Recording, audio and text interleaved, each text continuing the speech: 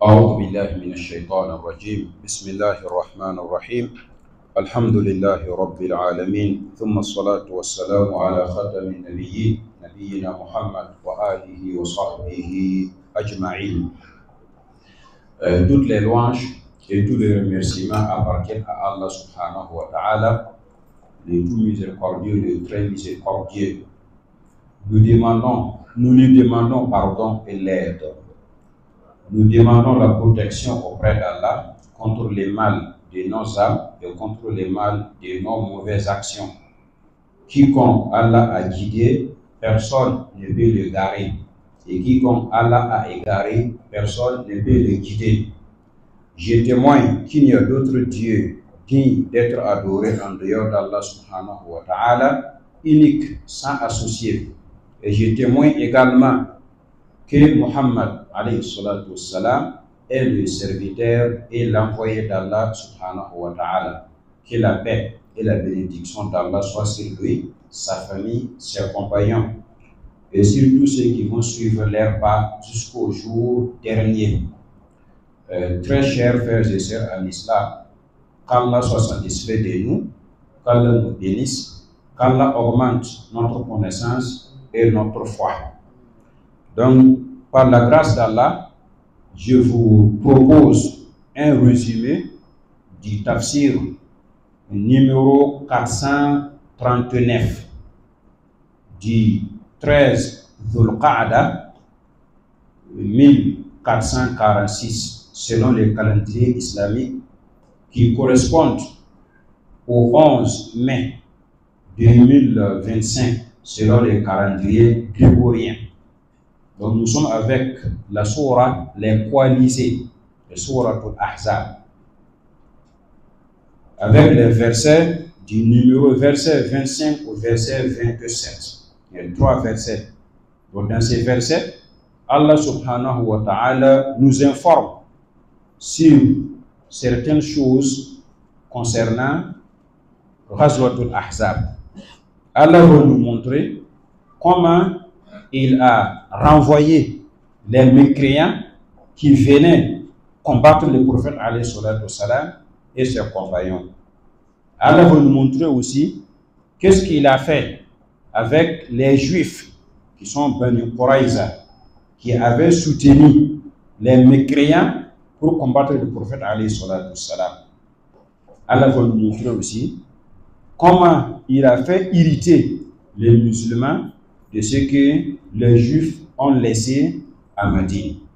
Donc Allah dit, subhanahu wa ta'ala, wa raddallahu alladhina kafaru bi ghayzihim lam yanalu khayra wa kafa Allahu al-mu'minina al-qitala wa kana Allahu qawiyyan aziza. Ay wa raddallahu alladhina kafaru, c'est-à-dire Allah a renvoyé les mécréants avec l'air rase, avec un grand mécontentement, avec un grand mécontentement et avec un grand colère. Donc, Allah subhanahu wa ta'ala lui-même, il a renvoyé alladhina kafaru, et les mécréants, les associataires qui se sont réunis, qui se sont coalisés, qui sont venus pour combattre le prophète alayhi salatu wassalam dans son propre pays. Donc Allah les a renvoyés. Radda, c'est-à-dire qu'il a renvoyé, il a rejeté. Donc Radda alladhina kafaru, et les coalisés, les mécréants, bi ghayzihim, avec un grand colère. Ils sont repartis sans gagner quelque chose. Donc Allah les a mis dans un grand colère. Lam yanalu khayra, ils n'ont obtenu aucun bien. C'est-à-dire qu'ils sont venus au Médine pour conquérir la terre du prophète alayhi salatu wassalam, pour vaincre les croyants. Mais ils sont renvoyés en vain. Donc lam yanalu khayra, ils n'ont trouvé aucun du bien, que ce soit d'ici-bas et à l'au-delà. Wa kafa Allahu al-mu'minina al-qital. Et Allah subhanahu wa ta'ala a suffi aux croyants de leur bataille. Allah a défendre, Allah a prendre la défense des musulmans, des croyants. Donc Allah les a défendus de sorte qu'il n'y a pas eu un combat entre les musulmans et les coalisés dans ces batailles. Et Allah a suffi aux croyants cet combat. Allah est qawi, Allah est puissant, Allah est fort. Non, qawi, ça vient de la puissance, ça vient de force. Non, et Allah est fort. Azizan est le tout puissant. Est le tout puissant. Donc dans ce nombreux versets, nous comprenons que Allah subhanahu wa ta'ala a défendu son prophète avec les croyants, de sorte que Allah même a renvoyé les mécréants. Allah a renvoyé les mécréants. Mais il les a renvoyés comment? C'est comme on a vu dans les autres versets, lorsque Allah dit إِذْ جَاءَتْكُمْ جُنُودٌ فَأَرْسَلْنَا عَلَيْهِمْ رِيحًا وَجُنُودًا لَمْ تَرَوْهَا.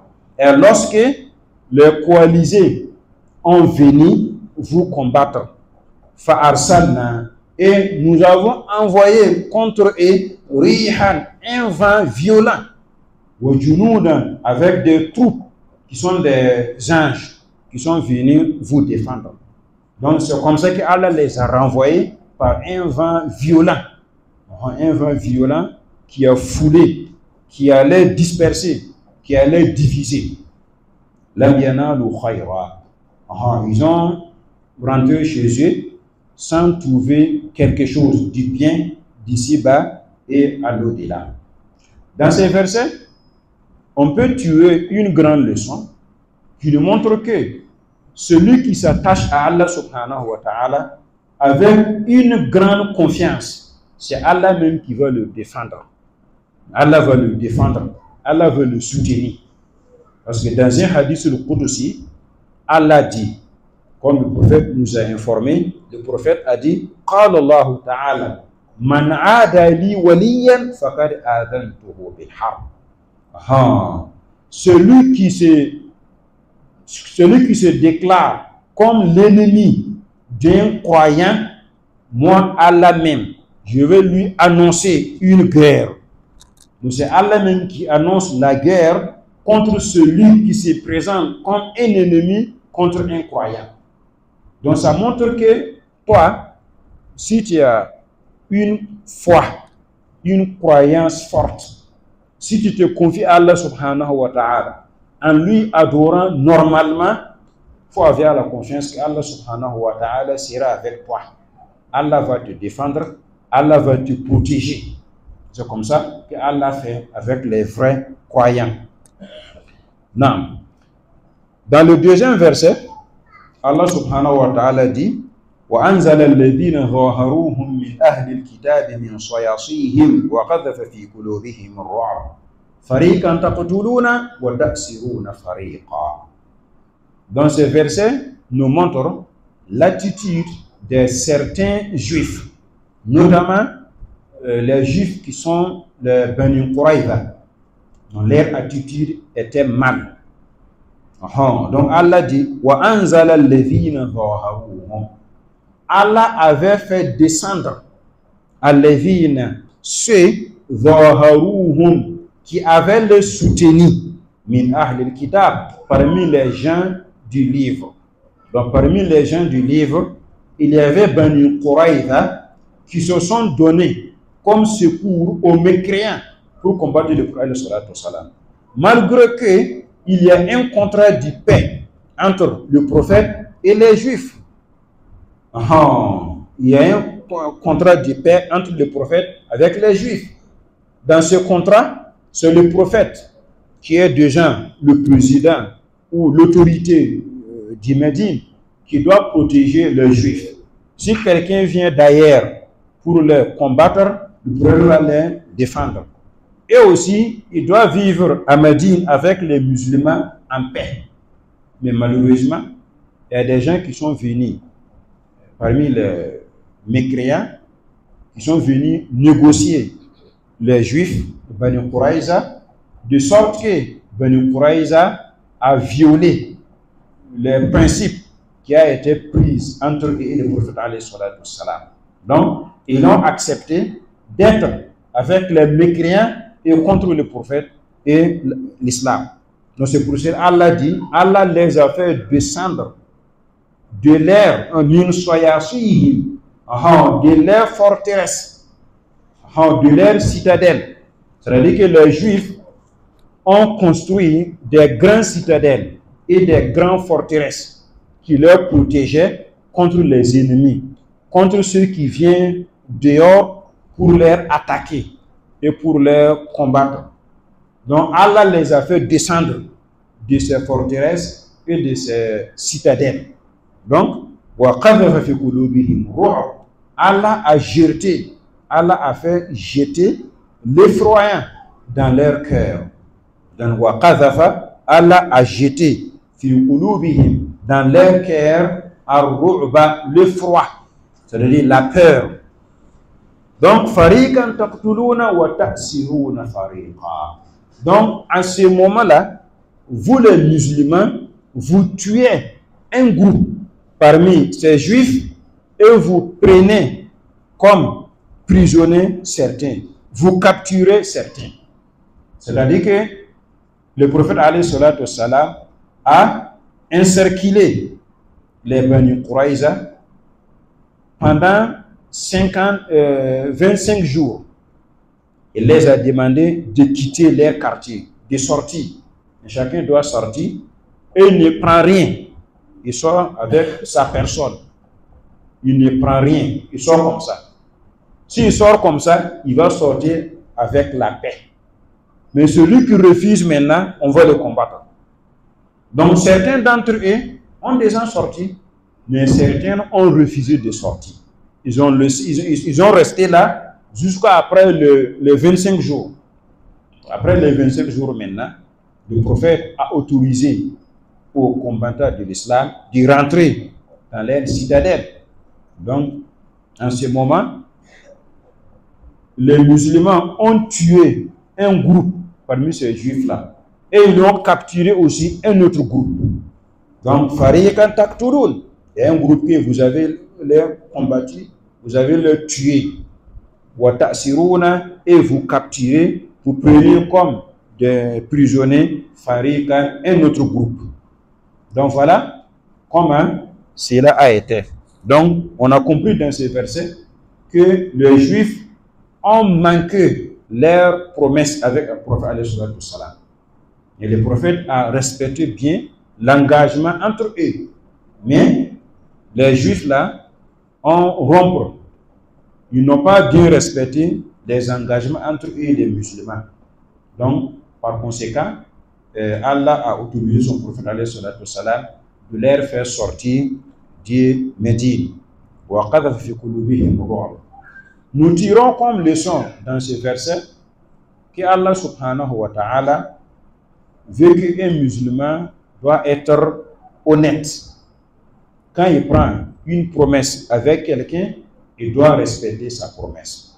Ce n'est pas un vrai musulman celui qui manque des promesses. Ce n'est pas un vrai musulman celui qui prend des engagements et après ça, il va dévier, il va tourner le dos et ne pas faire conformément dans ce qui est dans son engagement. Parce que cela fait partie de l'hypocrisie. Comme le hadith nous a montré que l'hypocrisie a 3 signes. Parmi ces 3 signes-là, c'est le fait de ne pas respecter les engagements, c'est le fait de manquer aussi les différentes promesses. Nous prenons comme leçon aussi que Allah a sauvé son prophète alayhi salatu wassalam. Allah a fait convaincre les ennemis avec le froid, comme il avait fait avec le vent aussi. Avec les mécréants, les coalisés, Allah les a dominés, Allah les a vaincus avec le vent violent. Mais avec les Juifs qui sont Bani Quraïza, Allah les a vaincus avec le froid. Allah a jeté la peur dans leur cœur. Donc, il avait beaucoup de peur pour attaquer les musulmans pour avoir attaqué ou rentré dans un conflit avec les musulmans.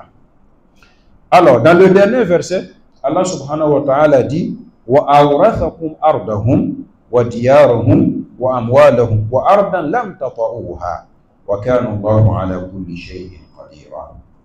وَأَوْرَثَكُمْ, Allah vous a fait hériter. Donc les musulmans vont hériter quelque chose des juifs qui sont des Bani Quraïza. وَأَوْرَثَكُمْ, Allah vous a fait hériter ardahum, leur terre. Dans la terre des Bani Quraïza, les croyants ont hérité cette terre-là. Et aussi leurs demeures. Donc les musulmans ont hérité leurs maisons, leurs demeures, leurs foyers. Ainsi que leurs biens aussi. Donc leurs terres, leurs demeures et leurs biens. Donc Allah a fait que le musulman, c'est-à-dire que le prophète et ses compagnons ont hérité ces biens-là. Allah vous a fait hériter aussi une autre terre qui n'est pas la terre de Bani Quraïza.